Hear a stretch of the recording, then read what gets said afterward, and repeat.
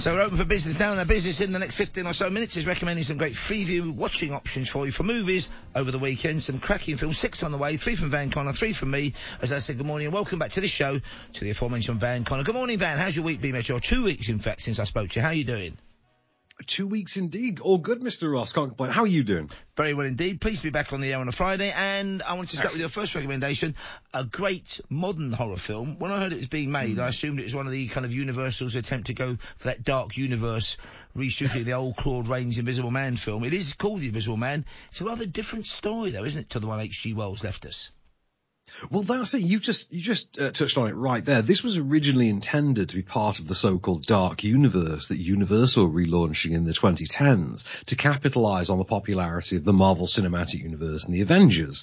So they did a whole thing where they got a big A-list cast and they did a photo shoot, and that apparently is the foundation for a cinematic universe because that's all they got before they wound up shutting it down, retooling the whole thing, and the movie we got is this, The Invisible Man. So not the Johnny Depp version that they had a photo shoot for. No, this is a different version that stars Oliver James from Hollyoaks, who's mostly unseen for obvious reasons, as The Invisible Man. And our lead is Elizabeth Moss, from most notably known for The Handmaid's Tale. And that's interesting nowadays. casting, isn't it? Because that means she comes with a residue of kind of a society that oppresses women and a kind of feminist agenda almost in that programme, which kind of carries over into this, but it doesn't hit you over the head with it, does it? Well, that's it. What you get is effectively Sleeping with the Enemy, only he's invisible. Which, as far as hooks go for the 21st century, is a pretty good one. This is by Lee Whannell, who rose to prominence through the Saw series and a frequent collaborator of James Wan, who, horror royalty now. And Lee Whannell, up there, but not quite as popularly known as James Wan. And this is an absolute banger. It's a micro-budget horror. It's about 7 million. There's a budget of about 7 million behind this. It doesn't show because it's a really lavish, really effective, very slick, sexy, cool horror thriller.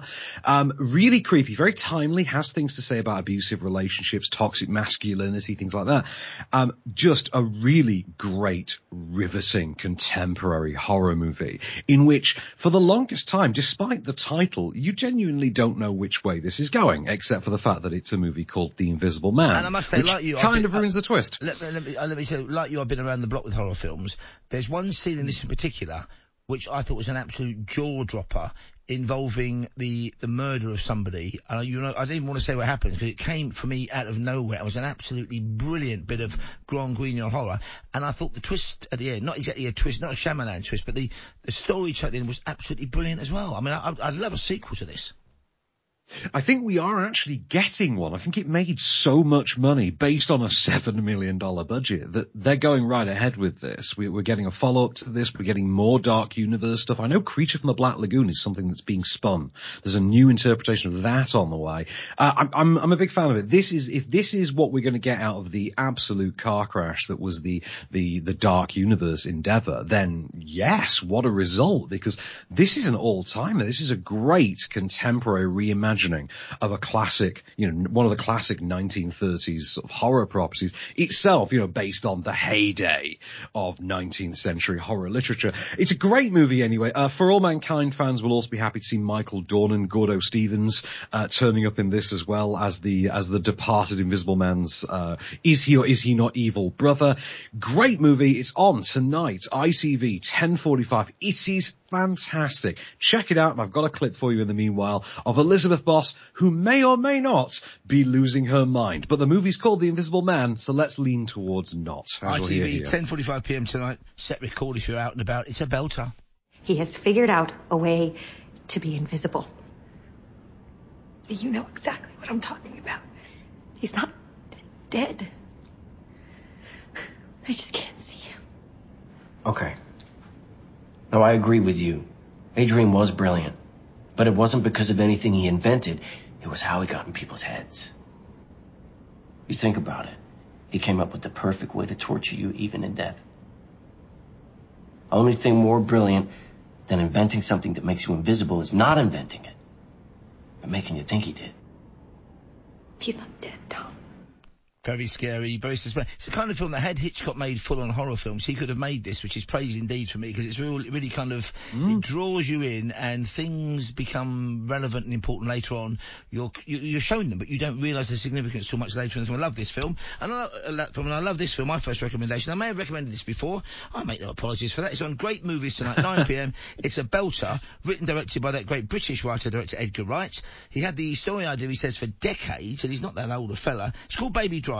From 5 years ago now, 2017. It stars the man who's often now kind of being airbrushed out of cinema history, although he's yet to be convicted of anything, Kevin Spacey, who's brilliant in this. John Hamm's in it, of course, who's from Mad Men. You've also got Ansel Elgort in the lead role of the Baby Driver, who's basically a young man who's afflicted with tinnitus because of an accident that happened to him, and you find out what it was earlier in life. So he constantly listens to music, so the soundtrack to this is brilliant beyond words. A great soundtrack. Oh, yeah. As good as any Tarantino soundtracks.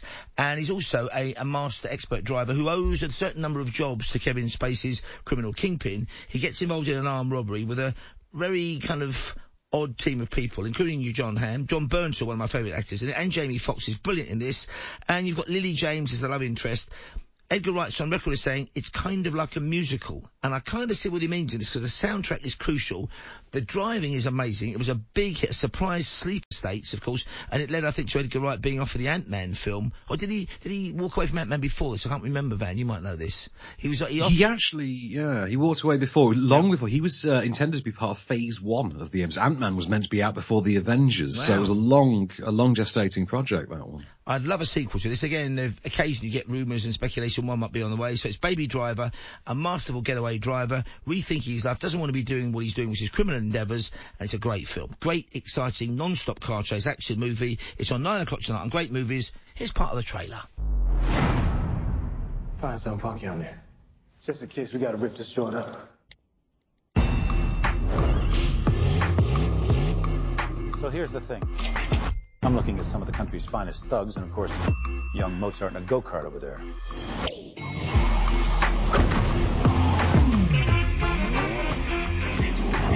People love great bank robbery stories, so let's give them something bold and brazen as to talk about over their lattes. What you listening to? Oh, let me check. Tequila. Great stuff. Great film. Baby Driver, 9 o'clock tonight on Great Movies. And your 2 sequels we're recommending, one each this weekend. And you've gone for Deadpool 2 on 4 tomorrow night, 10 p.m. A cracking sequel, this, to a great original. It is. I don't think it's as good as the first one, but I think that's more a reflection of how highly I regard the first Deadpool than it is a condemnation of the sequel. I think it's a good sequel. I think it adds a bags of heart to a character who really you wouldn't think of as having that much. And this is Ryan Reynolds back as the fourth wall-breaking, meta-textual hurricane that is Wade Wilson, aka Deadpool, the Merc with a mouth, famously realised on screen in 2009 as a character who literally didn't have a mouth. Yep. So this comes with loads of baggage. This adventure sees Ryan Reynolds return as, you know, in the follow-up to the massive sleeper hit from 2016 in what's effectively a superhero riff on The Terminator. You have a future assassin who comes back in time, played by Josh Brolin. He's playing a character named Cable, and his mission is to assassinate a young boy who Deadpool takes under his wing, like I say, Terminator style, and has to protect from this future assassin, all whilst dealing with the question of whether or not, knowing that this young boy is going to turn out to be future dystopian post-apocalyptic Hitler, is really a justification for effectively killing a young boy. It does lead to one of the all-time great time travel jokes in the history of cinema, like Ryan Reynolds finally got to do the gag that every sci-fi comedy writer has always wanted to do in a $150 million Hollywood movie. Like, he literally gets to do it over the credits of this movie. This is a barrel of laughs. It's got tons of heart. It's got a great soundtrack, naturally enough, because the first one did. Just loads of side-splitting gags. The chemistry between Ryan Reynolds and Josh Brolin as Deadpool and Cable, true to the comics, is a hoot, because I read those comics back in the 2000s, and they were a blast then. It's great to see it realized on the screen. Seeing characters like Colossus, Juggernaut, things like that, realized in this new, wackier iteration of the sort of Marvel adjacent franchise is fun. It's a blast. It's worth seeing. There's good times to be had. Like I say, you can see this perfect Saturday night movie. Whether or not you've seen the first one doesn't particularly matter, because the fourth wall breaking makes it so that exposition is a cinch. And you can see this from the director of John Wick, Channel 4, Saturday night, 10 p.m. Get the beers in, get the pizzas in, have a blast with Ryan Reynolds and Deadpool. I've got a clip for you of Ryan Reynolds trying to make sense of just what's going on in this future assassination plot. Well, back to Vans for this one then. Kids give us a chance to be better than we used to be. You need to. You're a lot smarter than I look. I ain't letting Cable kill this kid. But I can't do this alone. We're gonna form a super duper group. That's what we're gonna do. Our group will be forward thinking, gender neutral. We will be known as X-Force. Isn't that a little derivative? You're absolutely right. Wow, great for Monkey. You've already seen that one again, setting the record for that one. So you've gone for Deadpool 2. I've seen your Deadpool 2 and raised you Rocky 3. Now, unbelievably, 40 years old this year. Rocky 2 was all well and good, but it kind of took care of business. He had to beat Apollo Creed, played by Carl Weathers. He does in Rocky 2. In Rocky 3, though, there's a new and rather unpleasant sort of boxing sheriff on the block, played by B.A. Baracus himself, Mr. T, of course. It's got that great song, Eye of the Tiger, which is constantly referenced throughout this film as well, in a completely over-the-top but understandable way. Written and directed by Sly Stallone, of course. It's on tomorrow night, ITV4, 11:05. And, you know, it's a big night for us, boxing fans, tomorrow night, because we've got the fight between Joshua and Usyk. Build up to that starts at 8 o'clock. Not sure exactly when the bout is. So set the record for this one, folks, to keep the boxing vibe going. I can't quite believe this is 40 years old, but the fashions are definitely from the early 80s. And, the lapels have never been wider. And, you know, Stallone's a big fella. The shoulder pads make him look like a wardrobe with legs at some of the shots. Good old film, this, isn't it? And some of the characters are expanded and it gets kind of sentimental. But I think it's a crucial part of the kind of Rocky mythology, this one, isn't it? Because it's the first time he does something. He's not the kind of underdog in this. He's the one who's being kind of pursued by an underdog, only he's like a dark version of Rocky himself, because he's just an unpleasant character, isn't he? B.A. Baracus in this. Well, he's not called B.A. Baracus, he's Clubber Lang, isn't he? Even there's a title to what he actually does to his opponents. Absolutely. And it's fascinating, actually, how much of what we know of as the Rocky brand actually comes from this one movie. Like you just pointed out about the Eye of the Tiger thing, comes from this, the third movie. I always remember this because this is when Stallone was obviously taking over writing and directing. He was more hands-on, and this started to become a little bit more vanity-driven. But the third one is where you get Rocky with his absolutely wonderful Italian-American version of the afro, which I think Stallone thought was cool at the time and looked hilarious in retrospect. Great performance in this from a then relatively unknown, as you say, Mr. T. Like, he got the A-Team based on this movie. Like, kind of was just known on the scene and got the gig through Sly, turned up, everybody loved him. I always remember this for the Hulk Hogan cameo as well, as Thunderlips, the wrestler who Rocky has to fight for charity. Great movie, and I think the final, the swan song for Burgess Meredith as Mickey as well. I think this is where Mickey bows out of the series, and we then go on to the fourth movie where we lose Apollo Creed, and the whole thing that the series starts to lose a lot of its regulars from this point. But oh god, this is just what I always skip the first two. I'll be really honest, when I'm rewatching them, I skip the first two and I start with three, because then they get to the fun. You know what I mean? Like they get to the fun Rocky movies from there. Start with Clubber Lang and his hey girl, you want to see a real man? I love Clubber Lang in this movie.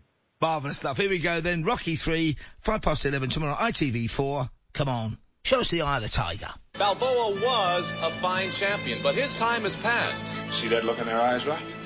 Gotta get that look back, Rock. Eye of the Tiger, come on. I will destroy any man who tries to take what I got. I'm gonna torture him. I'm gonna crucify him real bad. For the first time in my life, I'm afraid. Damn, Rock, come on! There's nothing wrong with being afraid. You thought I was tough? This jump will kill you. You wake up after a few years thinking you're a winner, but you're not. There is no tomorrow. You're really a loser. Well, I don't believe it. There is no tomorrow. great film, isn't it there? You're right there with the action on that one. Fantastic stuff. And my final film recommendation is one of my favourite films of all time. I would say one of the greatest films ever made. Dated in some ways, but it's got the real sweep of a proper old-fashioned historical epic, in fact. Great script as well. Very kind of... It jumps back and forth in time. Brilliant script, brilliant cinematography, and great direction from Sir David Lean. It's actually on Great Classic Sunday afternoon. It's a long old film, this. It is, of course, The Majestic Lawrence of Arabia.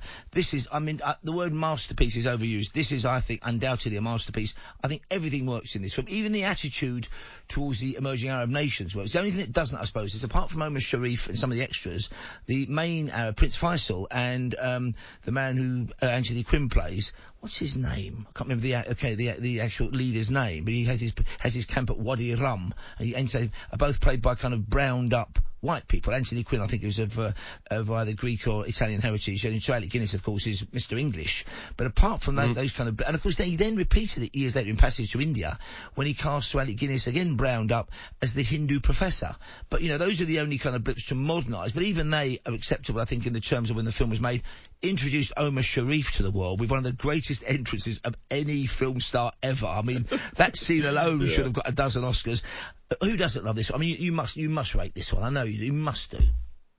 Yeah, we've talked about this before, and I think I revisited this about 2 years ago. You picked it for a recommendation about 2 years, and I think I revisited it. It's the only time as an adult that I've seen the movie, and it holds up. It is an all-timer, like Lean's direction in there. It's all-timer. It's iconic. It's one of the most visually arresting works of cinema ever created, and that score, I think we've talked before about the score as well. Incredible. Amazing. Yeah, just beautiful. Great play like Robert haunting score. Great screenplay as well. And my small nod towards Lawrence of Arabia, who once tried to enlist in the RAF under the name Ross, bizarrely, and then succeeded, and then was, he had a very troubled life after the First World War.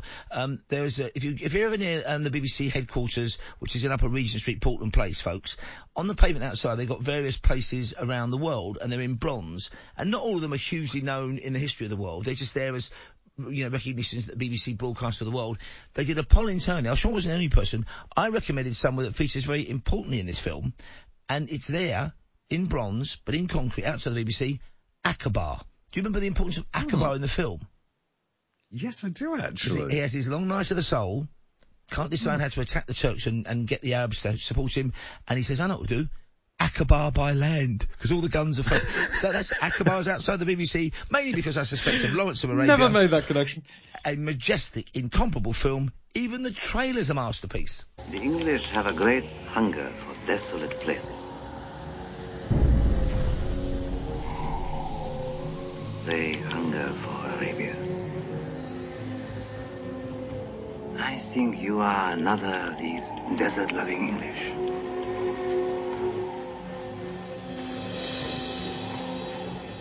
I've been seconded to the Arab Bureau.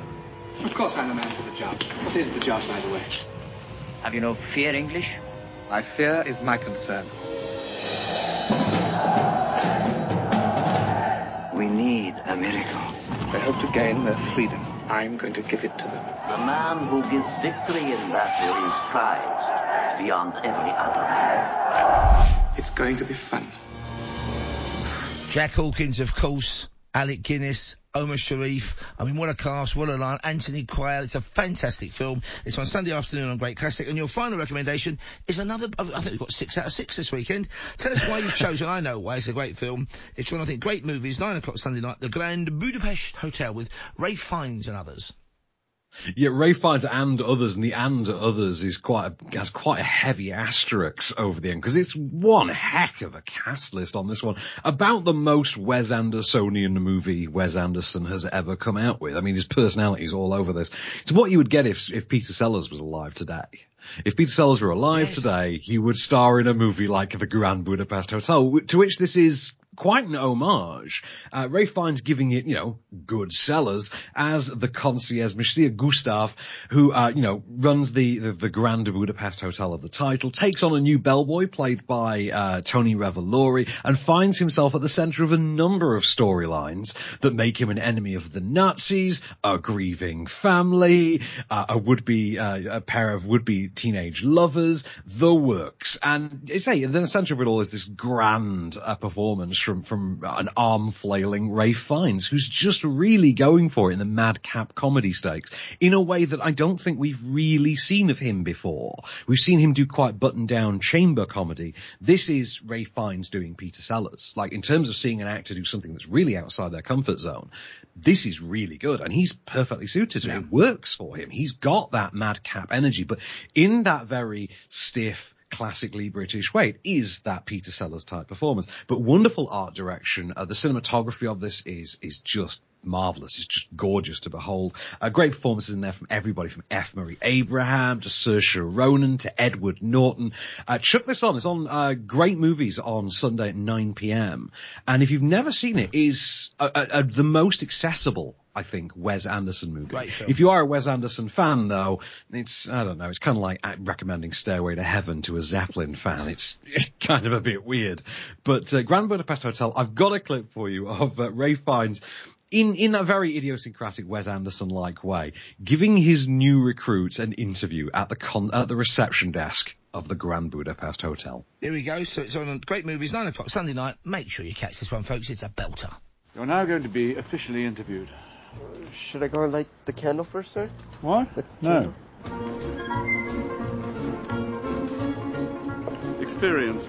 Hotel Kinski, kitchen boy, 6 months. Hotel Berlitz, mop and broom boy, 3 months. Before that, I was a skillet scrubber. Experience, 0. Thank you again, Mr. Gustav. Straighten that cap, Anatole. The pleasure's mine, Herr Schneider. Mr. Asbestos. These are not acceptable. I fully agree. Education. I studied reading and spelling. I started my primary school. I almost finished. Education, 0. Now it's exploded. Good morning, Cicero. Call the goddamn plumber. This afternoon, Monsieur Gustav. Will that fail, Crowley, please? What am I having to say? Not now. Family? 0. Great film, great recommendations as always from our pal Van Conning. Catch Van and his a partner in Podcast Crime with their podcast, a weekly guide to all entertainment, showbiz, TV, film news, and television and record news as well. Sometimes it's called Off Screen, available on good podcast providers. That's Off Screen, and catch him on the radio with us every Friday at around this time. The weather on the way.